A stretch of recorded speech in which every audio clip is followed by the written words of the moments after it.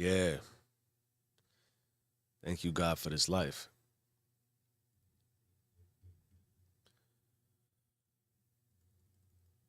Most people will never experience real power. You want to know why? Because they don't even know what it looks like. Because they're asleep when it is being built.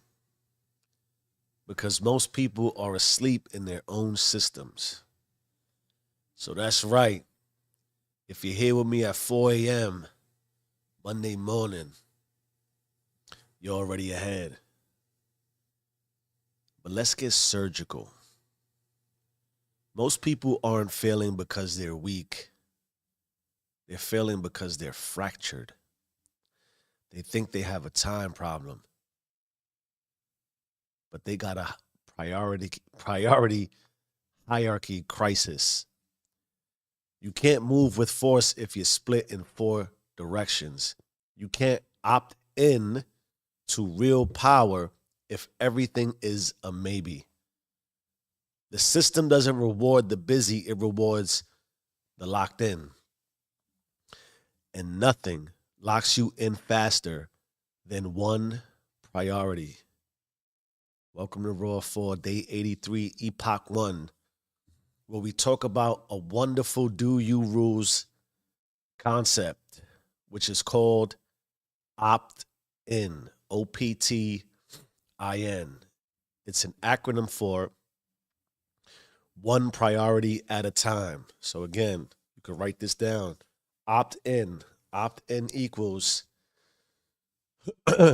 one priority at a time. Now, for a concept overview, it is not about doing less, it is about doing right. I've learned this.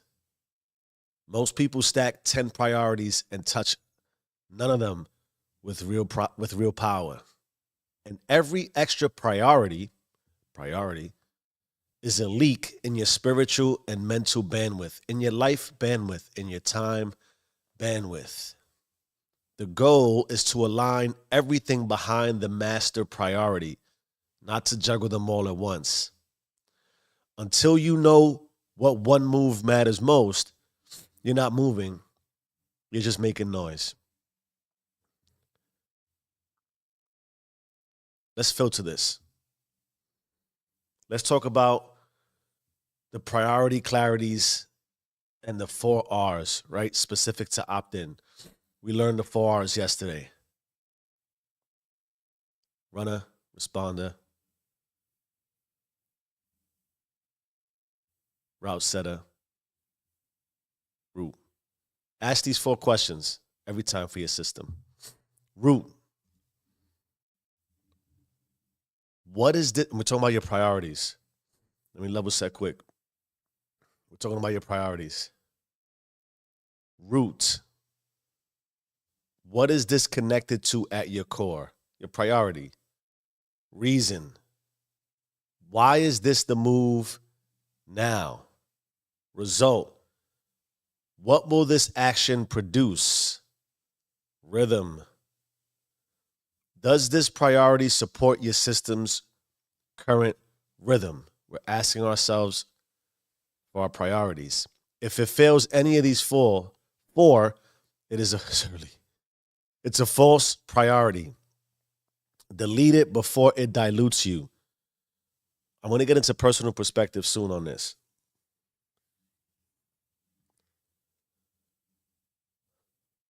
When you're in your respective role, we all play a role. Some of us have to play all four of these roles depending on how we've scaled it. Runner, responder, route setter, route.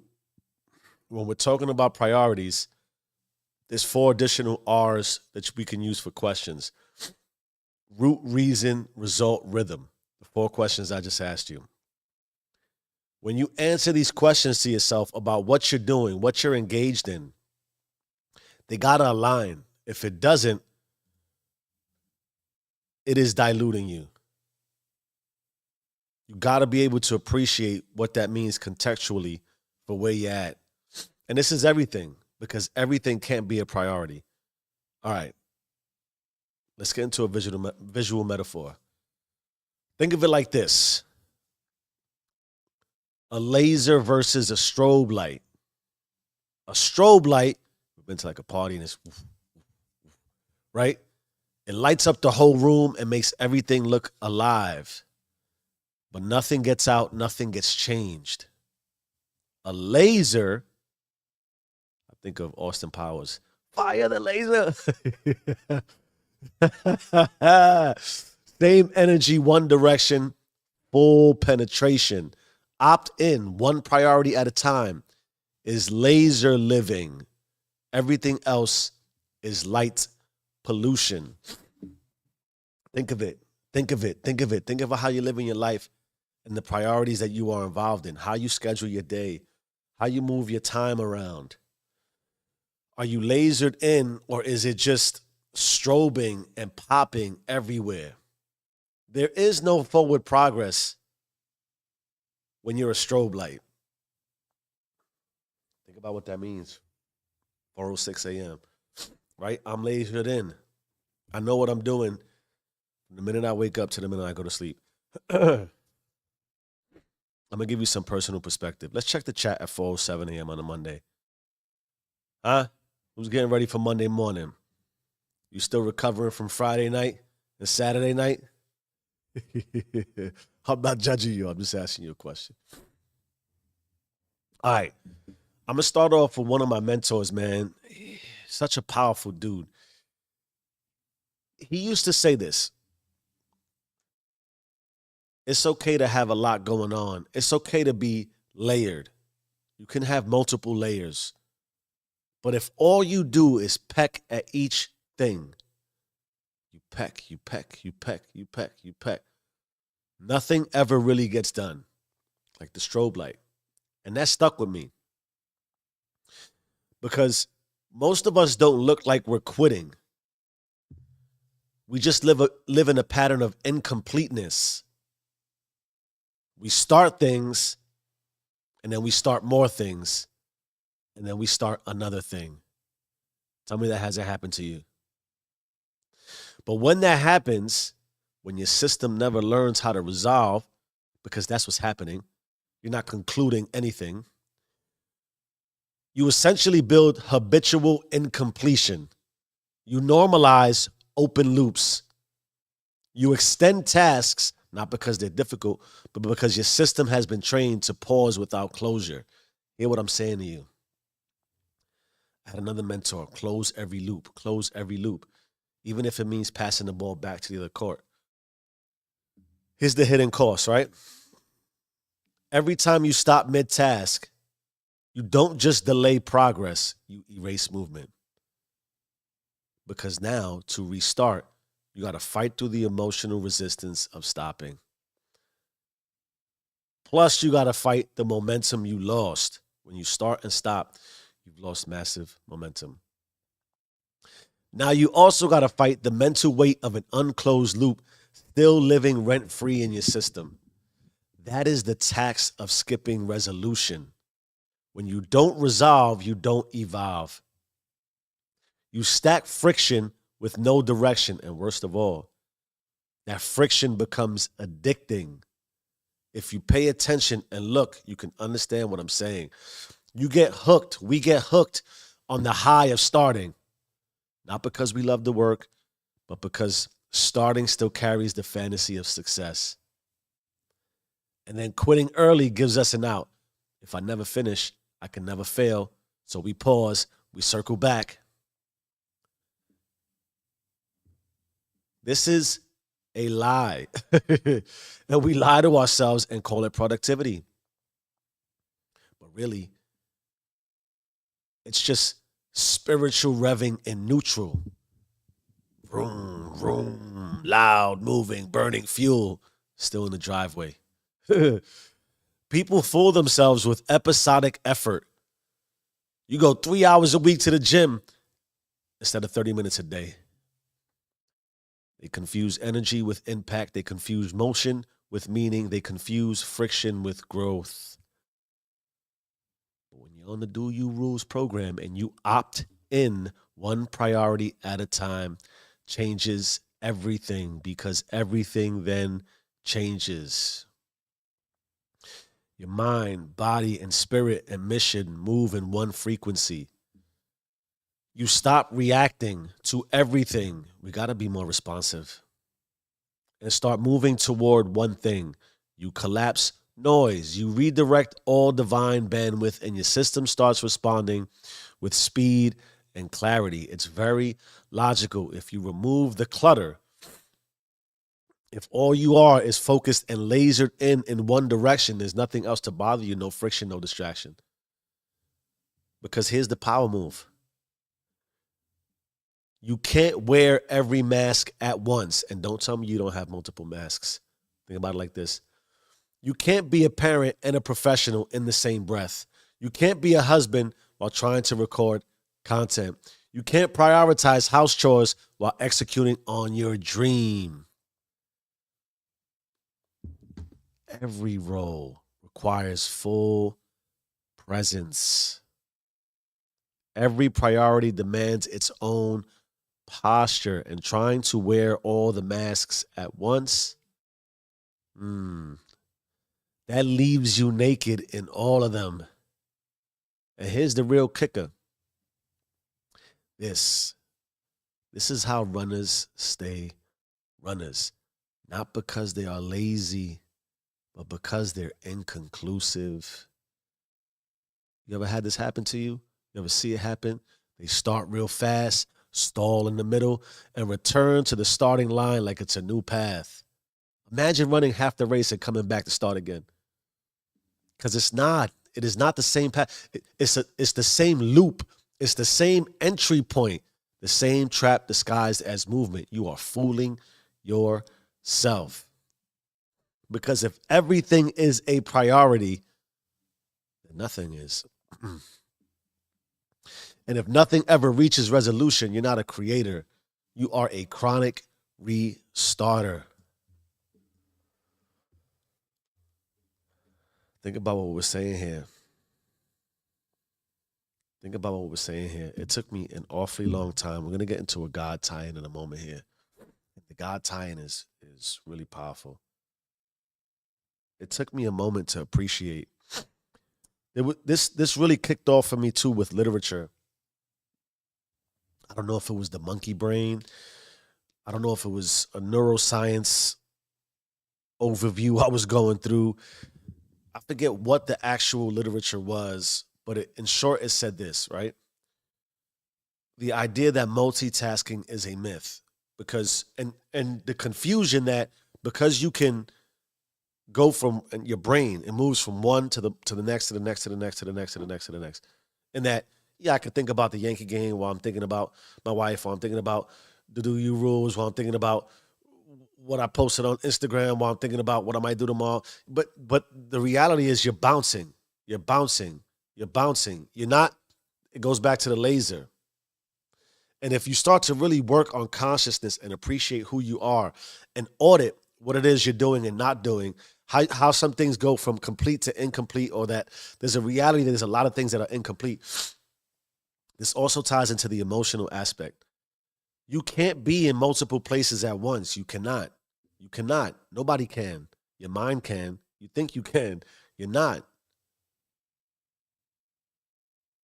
And when you train your brain to hop around like that, I believe that's why we have such a deep friction and fracture with deep work and focusing and staying locked in, because you're constantly letting your brain move in all these different directions and you're fooling yourself thinking you're doing something you're not. That's what my mentor said. You're pecking, you're pecking, you're pecking, you're pecking. You look, nothing's ever completed. You're like, oh man, I started cleaning out my closet 3 months ago. Now it's right back to where it started. Why? Because in between cleaning out your closet, you went down to your basement, you went up to the penthouse, you went to the bathroom, and then you had 17 other people calling you to come to 17 different parties, and you had 17 different people to help, and nothing ever got done. Now the closet is even dirtier than it was when you started. This is real life every day. Let's go with God and faith. Let's tie it in spiritually from the book. This is dope. In Genesis, this is early. God didn't say, let there be everything. No. God said, let there be light. He created light, then land, then life. One move, one day, one divine act at a time. God doesn't multitask his miracles. So why are you multitasking your mission? If you want to walk with power, walk with God's order. Opt-in isn't just strategy, it is spiritual obedience. It'll also help you not stretch yourself more than you can actually stretch yourself. Let's do a role audit and identify clarity within the 4 R's. If you're still not sure where your priority needs to be, audit your system identity. Ask yourself this question. Are you running wildly with no target? If so, you are a runner. Are you reacting to noise trying to feel productive? If so, you are a responder. Are you building a plan but not acting on it? You are a route setter. Are you calm, clear, and fully aligned to God's directive?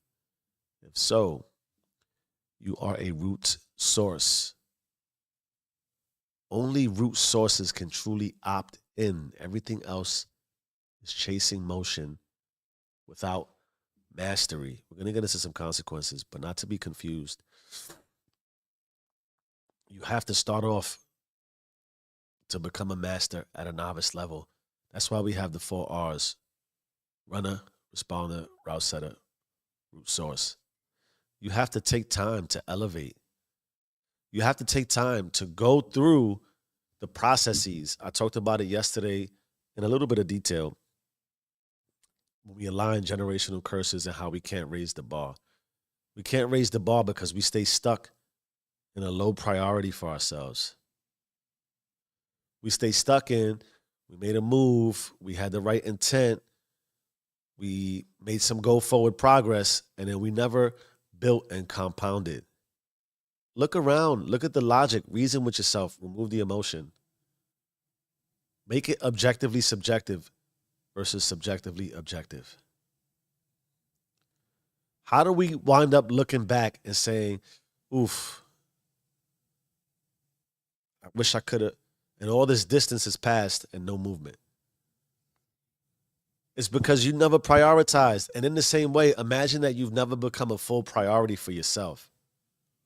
What is your master priority? What is it about self for yourself that you are focused and locked in on all the way? When ask me what it is for me, it should be pretty obvious. For self. Why is this significant? Because when I think about what I'm doing here, not what I want to do, what I am doing here, affirmations, right? Of course, I'm doing this for me. This is my favorite mask to put on. I love clicking, sometimes even in the middle of recording this, my thoughts start to go on. Oh, your inflection, your tone, your pace, your rhythm. Oh, you're a little off today. But this is yes, all that. And sometimes I walk away from the mic and I'm like, oh, and I evaluate, I audit, I assess, and tomorrow's going to be, but this is my favorite mask. And this is my favorite mask for all the things it does for me and all the ways it makes me feel. And then I take the way that this makes me feel and I inject it into the why I do this. Why? Because my biggest priority is my legacy, is my family. But I have to also maximize myself. I have to feel like I'm giving the best possible contribution I can give to life. This is how it is. So in that way, this is my main overarching priority. It doesn't mean I don't have other masks. It doesn't mean I don't have my 9 to 5. I got to wear that mask. It's not to suggest when I'm wearing other masks, this is not in the back, constantly running in my subconscious like, yo, do you rules, cliche Jeff. No. It's just that when I have this main overarching master pyramid priority, if you would, everything layers off of that. And because I know of what I'm marching towards, and I have this clear, intentional, opted in main master priority, I can always opt in the same way in everything I'm doing. I can opt into the conversations I'm having with people around me in my network who matter. I can leverage the conversations to say, I should be having this conversation. I should not be having this conversation. I should be doing this. I should not be doing this. I can add this into my priorities. This is not even close to a priority. And in that way, I cut the fat. There's no wasted motion. I can't stress that enough. If we're going to talk about we don't have a lot of time to complete what we want to complete, how do we start making time? Well, what is your priority? Are you pecking? What are you pecking at?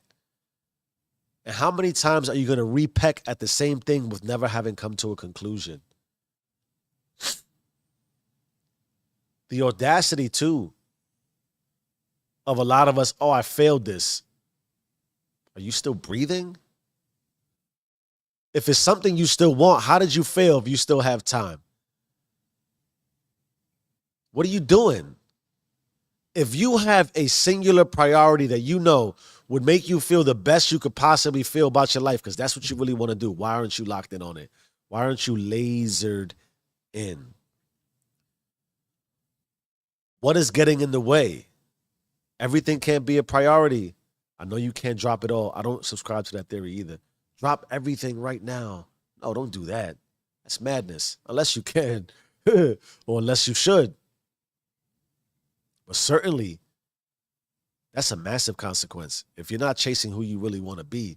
And it, again, pick a stage, any stage.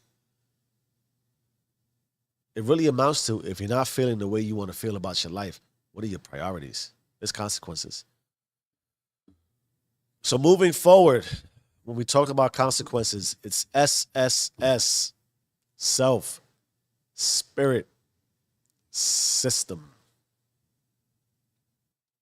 Think about it like this.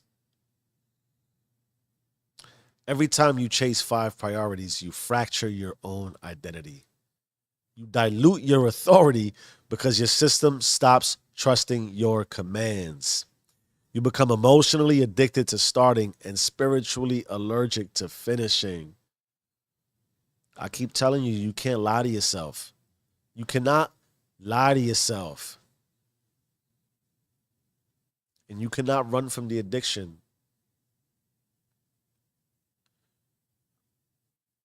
Your system will stop trusting your commands, which essentially means the commands it does adhere to are the addicting commands of start and then finding a way to stop. If you evaluate and assess how this occurs, that's what's happening. That is your system. You've built a start-stop system. Actually finishing becomes foreign and uncomfortable because emotionally, you're just in the illusion of, oh, it feels good to fantasize. It never feels good to actually follow through. Do you hear what I'm saying to you? Do you understand how that works? I keep telling you, your system is systeming anyway. You don't got to listen to a word I say. I understand exactly what's happening. And maybe you do too. Let's talk about spirit. God gives clarity, not clutter. When you chase noise, you silence your own divine instruction. Disobedience doesn't always look like rebellion. Sometimes it's just divided attention, sins of omission. Can I not say this every episode?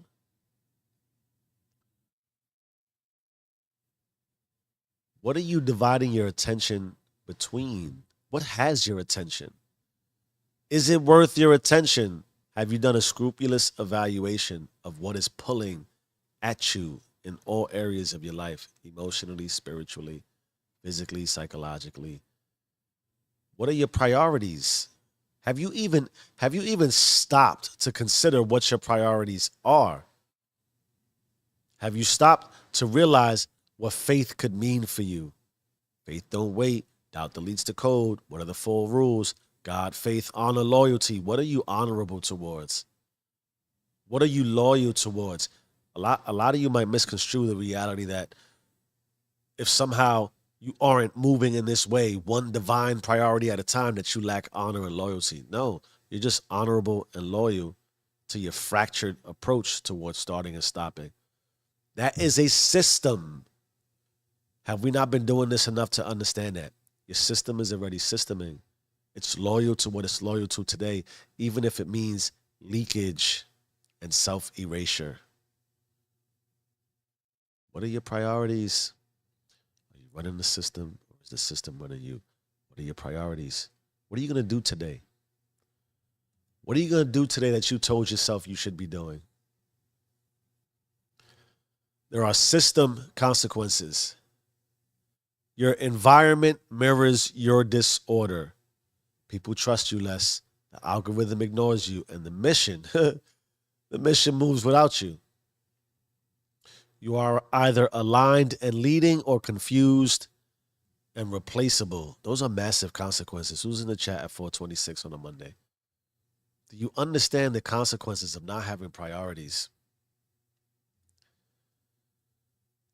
If we move in a deprioritized way, if we're scattered, we become unreliable. Right? We got to understand that. The environment mirrors your disorder. Look around. If we're going to use the physical sense of reality for anything, look at the reflection. What is the reflection of your life? Do you even pay attention to how people are responding to you? That's indicative of what they feel your value is in the relationship. There are consequences. There are consequences. The biggest one is as simple as nothing will get done. All right, let's talk about how to take ownership for self, spirit, and system alignment. Self fix. Write down your master priority. Say it out loud. Filter all moves through the 4 R's for prioritization, which are root, reason, result, rhythm. If it doesn't serve your one, it is deleted. What is your master priority? When you start to create an identity around the master why for why you move, your root, your reason, your result, your rhythm, everything has to align. Because when you're prioritized in that way, nothing can detract. Your conscious won't allow it. God won't allow it. Your root, anything that deviates from it, you will sense it. And you will naturally begin to prioritize all subsequent priorities to that one master priority. In the way that, because everything can't be a priority at once, I know that I have this master decision I've made for my life. And in that way, the decision I made for my life, I can't come off that path. If you are in the way, I will break through you. If you try to stop me, I will shake you off. If you don't serve me, I will drop you. This is not just people. These are your habits. These are your thoughts. This is how you move. If you can stay rooted, if you understand the reason, if you become result oriented, you will build a rhythm. Spirit fix. Ask God or whomever you talk to or whomever you believe in, even if you don't believe. What's the one thing I'm being called to obey today? Don't just pray for instruction, prepare for discipline, and move with silent force. Faith is still, but it shakes everything. And that is the key. You don't want to pray to God or a divine source? That's cool. I get it. I understand it. But if you don't sit with yourself and listen to yourself and hear the voice that is you, that too is where faith will move you. Are you giving yourself time for yourself to just listen? Why do we talk about grinders and runners so intensely? Because at that level, you're being busy for the sake of being busy, which is really just ignoring yourself. You're texting, you're scrolling, you're talking, you're inundated with all this operational workflow, this punching at the keyboard that you never ever take time to pause and just be still. Faith is still, but it'll shake everything. You can't see and give yourself an opportunity unless you pause, stop, audit, reflect. How often do you stop yourself and just listen to yourself? That is a practice and an evolution too. The first time you hear yourself talk, it might drive you crazy. And then you start to listen to what yourself is saying and you ask yourself, where did all this information come from? What am I actually saying to myself? And once you get past all that, that's the part of the evolution too, right? You gotta get past all that. It's not so much a filter, it's a sponge, right? Your mind is absorbing so much. If you never give yourself a chance to prioritize what's in your mind, you'll never have a prioritized mind. You understand what I'm trying to tell you? If you never give yourself a chance to prioritize what goes on in your mind, you'll never have a prioritized mind. And your mind will never, in that way, filter thoughts through you in a laser-like fashion. Why? Because you never sit and give yourself time to laser in. The cliche, very simply, is to go be bored. Sit on a bench somewhere in the middle of the wilderness or on your couch with the lights off. How about you want this for an action in this way? Wake up one day before everybody in your house. Go somewhere where, I don't care if it's the bathroom. Find a place where it can be just you, where you could close the door, turn off all the lights, and just sit there. Lay on the floor. Don't move until something besides the mundane, the monotonous, and the rotting of thoughts that don't serve you and missions that don't serve you and priorities that don't serve you and people's words that don't mean nothing, that aren't really yours. Wait till all that just goes by and see what happens.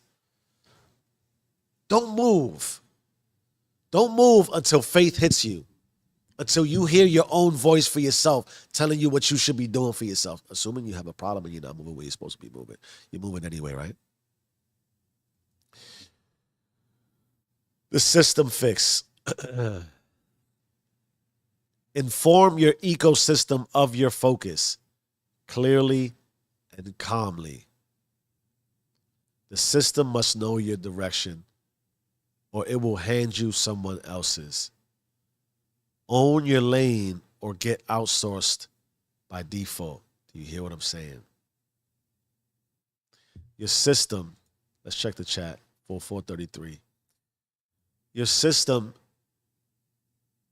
if you don't give it a succinct priority, it will just deprioritize singular priority for the pecking of priorities.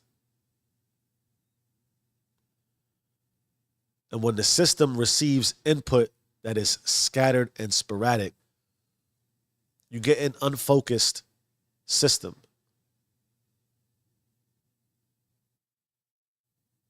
You ever been around and seen somebody enter a room that takes over the entirety of the room? What are you saying to yourself?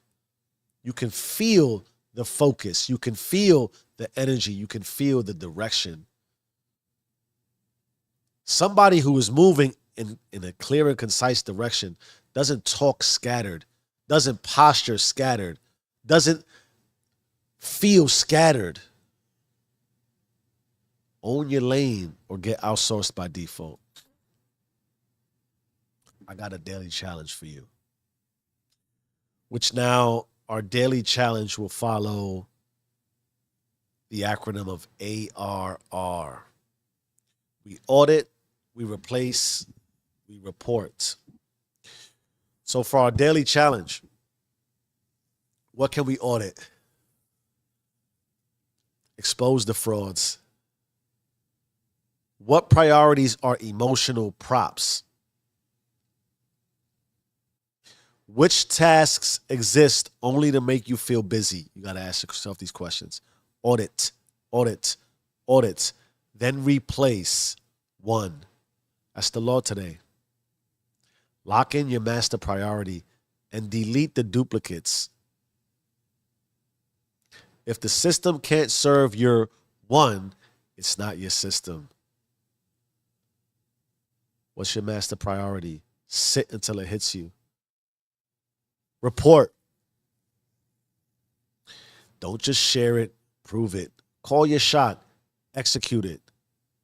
And then send the receipt to your tribe. Execution is the new flex. You want to come back here to the community? Post it in the comments, post it in the chat. Let us know. Don't tell your tribe, don't tell your crew what you're going to do. Tell them what you've already done. Let me hit you with this. I call this the master mirror priority, the mirror and the mission. You don't want to sit in the dark. Before you move, look in the mirror and ask, what is the master priority of my identity right now? Not your ego's priority. Excuse me. Not the algorithm's bait. Not what the crowd claps for. But the one divine target your system was built to serve. If you can't name it, you can't scale it. If you can't defend it, you won't keep it. If everything is a priority, then you are nothing to your system. And if you're nothing to your system, you're already being replaced by someone who is locked in. This is your moment to opt in. Opt in for your life. One priority, one mission, one move that changes everything. Own the system or be erased by it. Because you either run the system or the system runs you. Change your mind, change your life. I am who I say I am. Do you and stay rich.